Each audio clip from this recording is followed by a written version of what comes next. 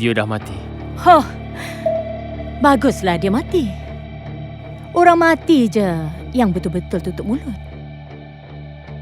Saya rasa Ling Siyin dah mula hidup sesuatu. Dan Gu Tingfeng tu, hidup pula dia tu. Uruskan Ling Siyin dan Gu Tingfeng sekali. Jangan tinggalkan apa-apa.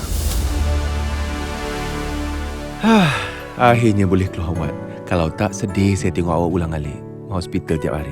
Jangan cakap macam tu. Kalau awak cuba buat hal lagi, saya suruh melutut atas durian.